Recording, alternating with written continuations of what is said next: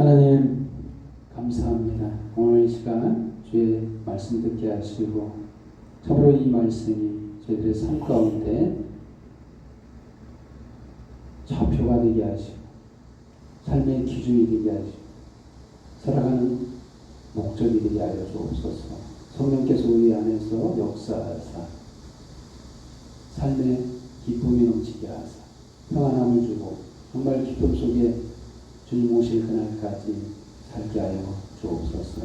모든 영광 주님 앞에 돌려오며 예수님의 이름으로 기도합니다. 아멘.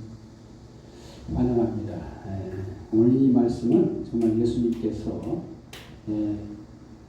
중요한 지금 이 말씀에 배경이 있는데 그 배경은 뭐냐면 죽으러 가는 길에서 있었던 일입니다.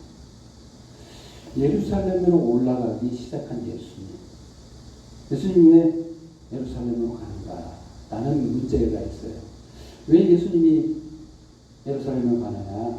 제자들의 생각과 예수님의 생각이 완전 달랐어요. 제자들은 이제 로마의 속박에서 우리를 해결하시려고 로마로 가시나 보다. 왕에 등극하시려나 보다. 이렇게 생각하고 있고 요한과 야고보와 요한은 거기에 자리에 한 자리씩 차지하려고 좌편과 우편에 앉게 해달라고 이렇게 말하고 있죠.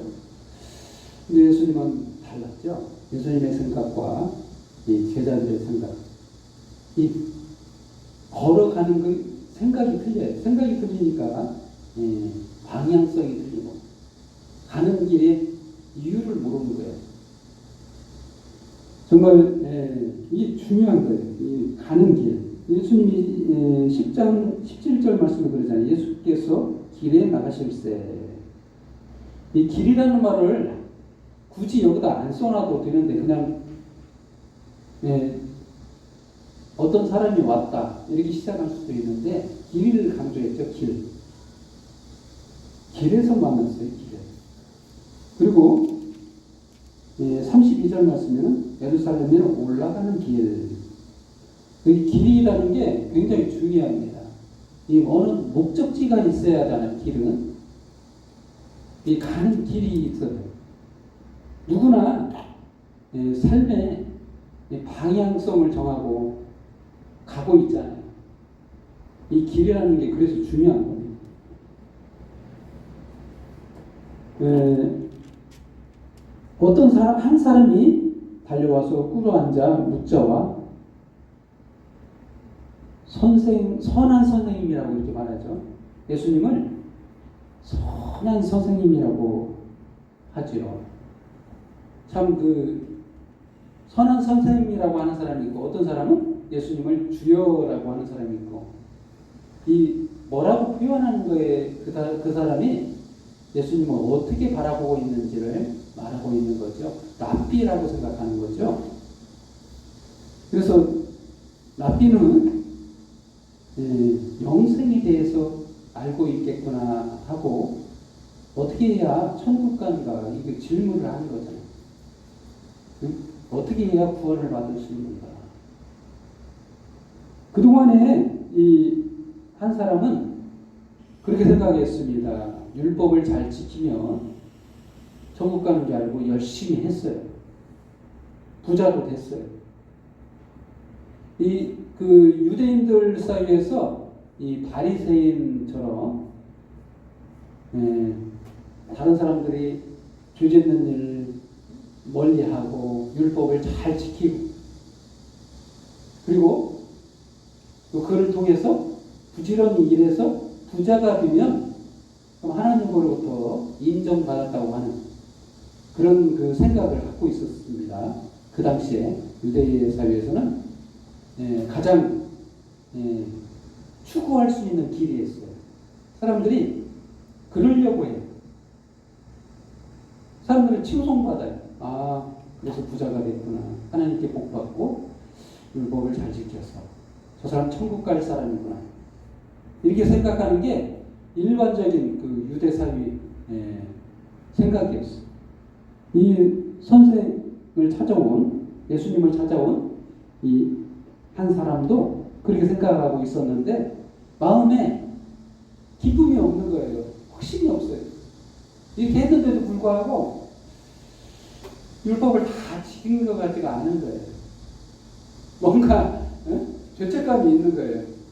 아무래도 인간은 율법을 잘 지킨다고 해도 뭔가 탐심이 있고 죄책감이 있는 거예요.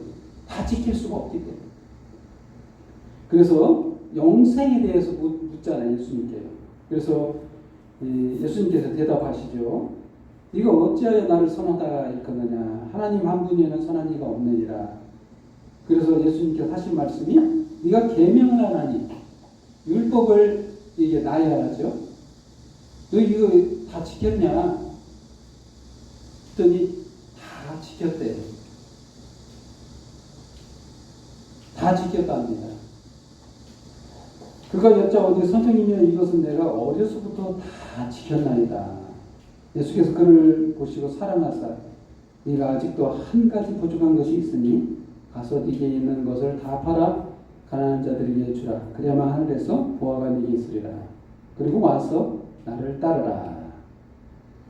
예수님께서 굉장히 곤란한 대답을 하셨어요. 걸림돌이죠. 재물, 이거 참 모으기는 어렵습니다. 정말 재물 모으기 어려워. 근데 이걸 다 가난한 자들에게 주라 하시면서 마지막에 하신 말씀이 중요합니다. 와서 나를 따르라. 예수님께서 길에서 이 사람을 만나고 한 사람을 만나서 서로 대화 중에 마지막으로 한 말이 중요하다. 그래서 첫 번째로 와서 나를 따르라.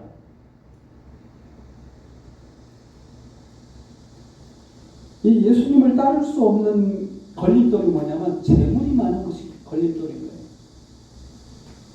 근데 와서 나를 따르라. 이게 중요한 거예요. 근데 와서 나를 따르라 한 말 다음에 그 한 사람의 행동을 보면 그 사람을 알 수가 있는데 어땠느냐면 22절 말씀은 그 사람은 재물이 많은 고로 이 말씀으로 인하여 슬픈 기색을 띠고 근심하여 가니라. 결론이 뭡니까? 안 따랐다는 거예요. 갔어요. 이게 중요한 겁니다. 이게 왜 중요하냐면 길에서 해야 되는 것은 따라가야 되는 거예요. 예수님을 길에서 만났잖아요. 어떤 길이냐면 십자가의 길을 가고 있는 거예요. 그 길을 따라가야 돼요. 근데 이 시점이 예수님 십자가를 짊어지시고 난 다음에 따르라고 하는 게 아니라 지금 그 길을 향해서 가고 있는 이 길에서 만난 그 사람에게 하는 말, 와서 나를 따르라 했단 말이에요. 근데 안 따랐어. 안타깝죠? 그 길은 바로 율법으로 이룰 수 있는 게 아니라 이 율법이라는 것은 인간의 공로로 할 수 없는, 율법을 다 지키면 되는데 인간이 율법을 다 지킬 수 없다는 거예요. 그래서 예수님이 그 율법을 완성시키기 위해서 십자가의 길을 지금 걸어가고 있는 거잖아요. 십자가를 왜 지십니까? 내가 율법을 지킬 수 없어서 사형 선고를 받았잖아요. 그 사형 집행을 대신 짊어지시고 내 죄를 짊어지시고 십자가에 죽으려고 하는 거잖아요. 그 길이라는 거예요. 그 길을. 그 길에서 와서 나를 따르라 했는데 따르지 않았다는 거예요.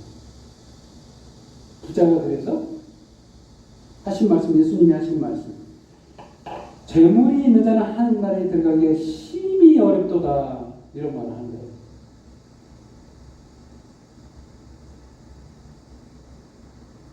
얘들아, 하나님 나라에 들어가기가 얼마나 어려운지 낙타가 바늘 길어 나가는 것이 부자가 하나님 나라에 들어가는 것보다 쉬웁니다.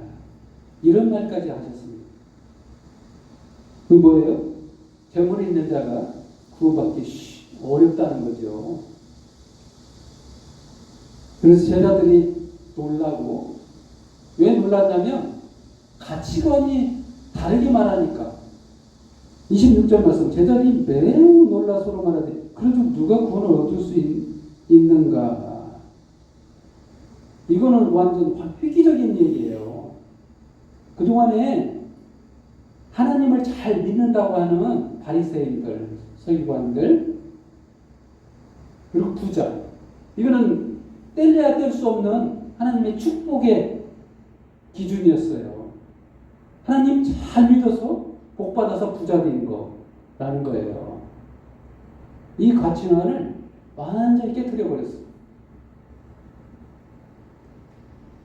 부자가 어렵다.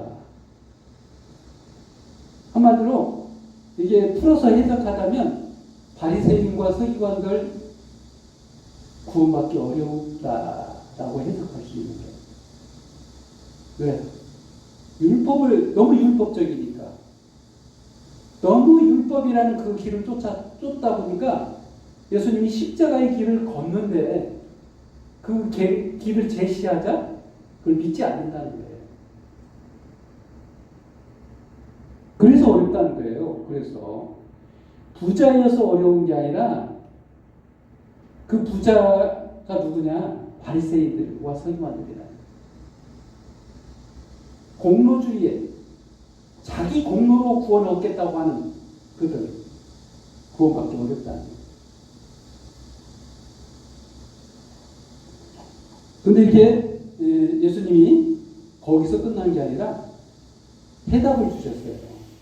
27절 말씀.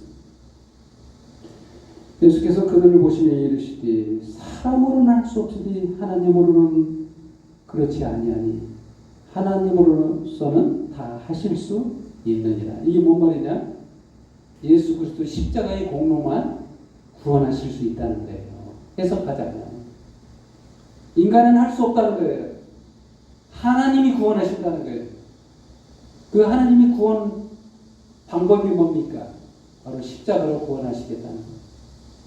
그래서 예수님이 지금 길에서 한 사람을 만나서 그 영생의 문제를 말씀해 주시잖아요. 와서 나를 따르라. 십자가의 공로를 따르라는 거예요. 십자가를 짊어지고 순교하는 말이 아니에요. 어떤 사람은 그 말을 문자적으로 단어적으로 이해해서 나도 십자가를 지면 되는가 보다, 그렇게 잘못 해석하는데 그게 아닙니다. 예수 그리스도의 십자가의 공로를 의지하라는 거예요. 하나님의 공로, 하나님께서 이루신 공로, 그 십자가 공로 의지해서 믿으라는 거예요. 믿으라는 거. 그 말이 그게 따르는 거예요. 뭘 하라는 얘기가 아니에요. 다 했어요. 그렇잖아요? 다시 한번 읽어보죠. 27절 말씀. 예수께서 그들을 보시며 이르시되 사람으로는 할 수 없으니, 만약에 우리가 다시 십자가의 공로를 쫓기 위해서 나도 십자가를 지라는 말로 오해해서 나도 가야 되면 이게 바로 힘든 겁니다. 다시 내 공로예요. 내 공로. 다시 내 공로가 돼요. 하지만 사람으로는 할 수 없답니다. 하나님으로는 그렇지 않으니 하나님으로서는 다 하실 수 있느니라. 이 말인 거예요. 예수님이 하신 말씀은 지금 십자가를 짊어지시기 위해서 가는 길에서 말씀하신 거예요.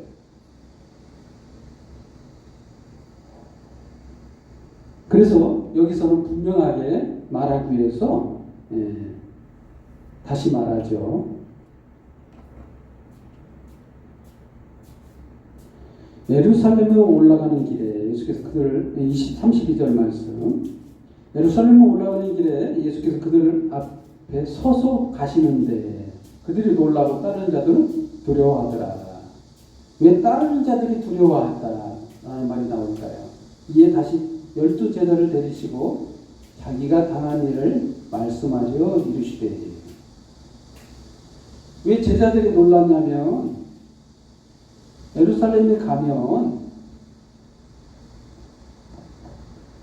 문제가 심각합니다. 핍박 지도자들과 사람들이 굉장히 불편해하잖아요, 예수를. 왜냐하면 핍박이 예상되거든요. 예수님을. 근데 예수님이 당당하게 가신다.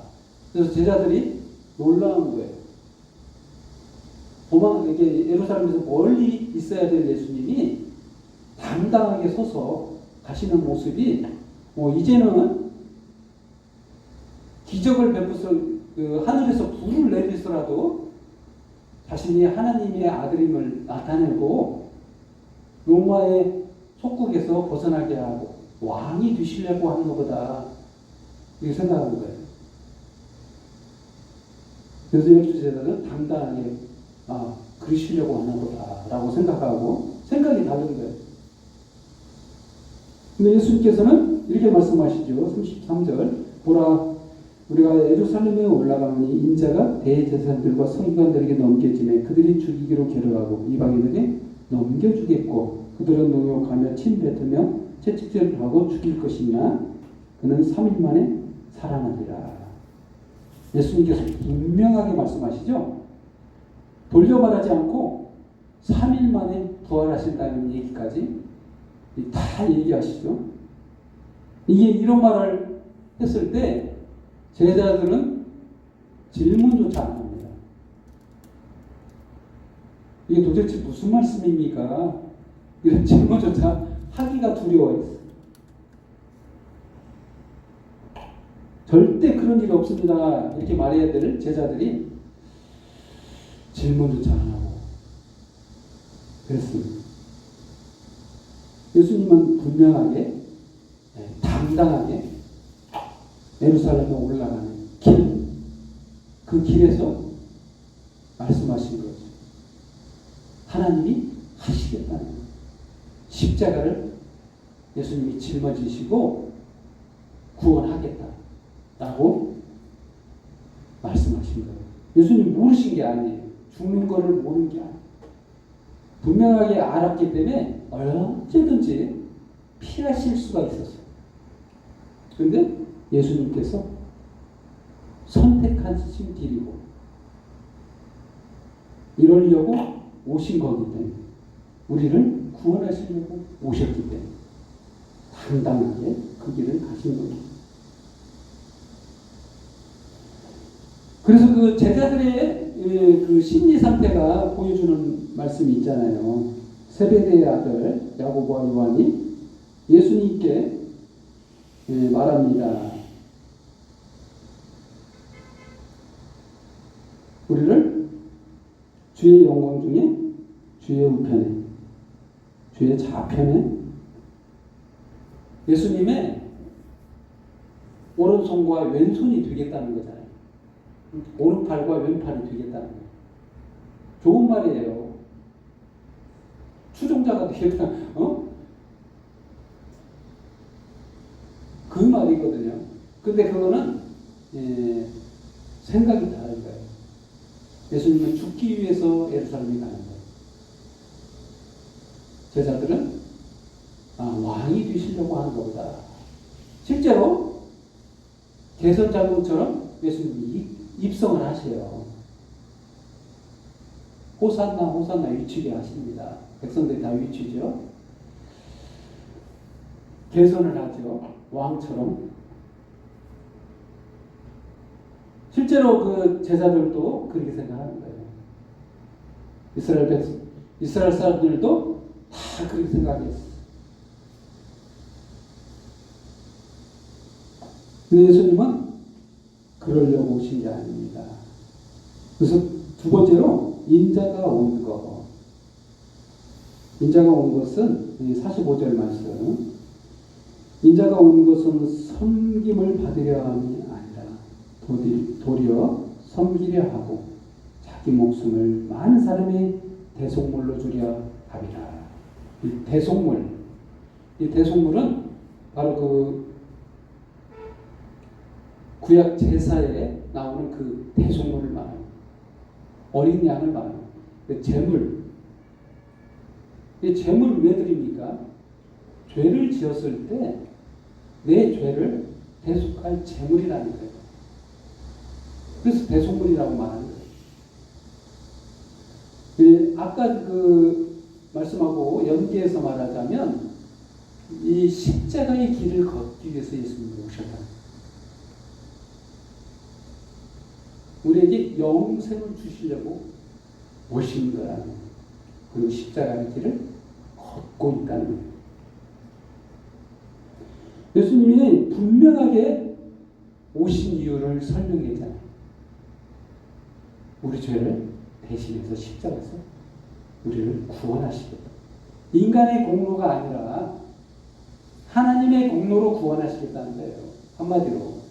그러니까 인간이 율법을 지켜서 구원을 얻을 수 없다.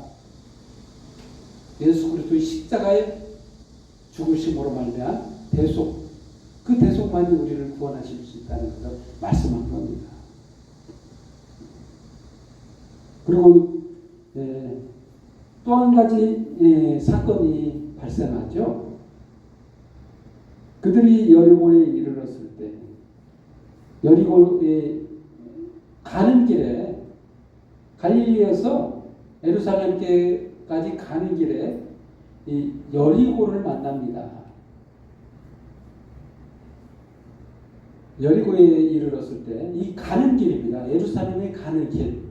그 길에서 이게 여리고를 만났죠. 여리고에서 바디메오라는 거지를 만납니다. 이 바디메오라는 것은 바는 아들이라는 뜻이에요. 디메오의 아들. 여기 써있죠. 디메오의 아들. 사실은 그 맹인이 이름도 없는 거예요. 사실은. 디메오의 아들인 거예요. 그냥 이름이 없이, 이름이 없다는 것은 인생 자체가, 존재 자체가 의미 없다는 거예요. 아무도 알아주지 않는, 살 가치가 없는. 사실 아까랑 얘기하자면 부자는 인정받죠. 근데 이 맹인은 벌 받은 거예요. 그때 당시에 그 가치관은 맹인은 벌 받은 자예요. 하나님께 죄 지어서 벌 받고 너는 인생 살 가치도 없고 이름도 필요 없어. 그래서 디메오의 아들인 거예요. 그런데 예수를 부르시죠. 다윗의 자손 예수여. 그래서 예수님께서 부르십니다. 예수님께서 네게 무엇을 하여 주기를 원하느냐? 보기를 원합니다. 라고 말했죠. 예수님께서 네 믿음이 너를 구원하였느니라 라고 말씀하십니다. 그래서 하시는 말씀이 중요한 것은 그 다음이에요. 아까 부자는 갔죠. 길에서 따른 게 아니라 그냥 가버렸습니다. 근데 그가 곧 보게 되어 예수를 길에서 따르니라. 이게 중요한 거예요. 그래서 세 번째로 길에서 따르는. 우리는 사실 가고 있어요. 어디든 가고 있는 거예요. 누구를 따르고 있느냐. 많은 철학들이 있습니다. 세상에는 철학과 사상들, 가르침들이 있어요. 이 가르침은 선생이라는 거예요. 한마디로. 우리가 추구하고 있는 그 쫓고 있는 그 가르침. 세상 가르침들이 얼마나 많습니까? 우리는 그걸 쫓고 있죠. 근데 이 바디메오는 예수를 길에서 따랐어요. 이게 중요하다는 거예요. 바디메오가 예수님이 십자가의 공로를 믿었다는 얘기가 아니에요. 이때부터 예수님을 따르고자 했다는 거예요. 그래서 그가 결국 십자가의 공로까지 믿었을 걸로 나는 추정합니다. 앞으로 따랐기 때문에 계속 쭉 따라서 결국에는 예수 공로의 십자가를 의지해서 살아갔다라는 결론을 저는 맺고자 합니다. 우리가 어떻게 살아가야 되느냐? 바로 여기서 중요한 인생의 방향성이 정의된다. 그리스도인이라면 무엇을 따라가야 되냐? 바로 길에서 예수 십자가의 공로를 의지해서 그 믿음으로 쫓아가야 된다는 거예요. 뭘 해야 되는 게 아니라 예수님의 공로에 의지한 믿음. 그게 중요하다. 그게 길을 따르는 자의 가장 중요한 따름이 아닌가. 그렇습니다. 우리가 영원한 생명을 위하여 여기 있잖아요. 앉아있고 말씀을 듣는 것을 끝나지 않고 바로 예수 그리스도의 십자가의 공로를 믿는 그 믿음에 서서 예수님을 따르는 저와 여러분의 기회를 예수님의 이름으로 축원드립니다. 기도하겠습니다. 하나님 아버지 감사합니다.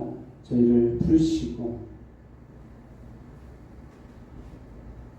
죄악 가운데 살던 저희들의 모든 죄를 짊어지시고 십자가에서 구원하신 예수님 감사합니다. 오늘부터는 정말 주님의 그 공로에 의지해서 믿음 가운데 주님을 따라오니 주님 받아주시고 저희들의 삶 가운데 성령을 한없이 부어주사 삶의 모든 여정 가운데 인도해 주시고 붙들어 주사 주님 오실 그날까지 주님 전하고 기쁨 속에 살아가게 하여 주옵소서. 이 시간 모든 영광과 경배가 전하여 주님 앞에 돌려오며 예수님의 이름으로 기도합니다. 아멘.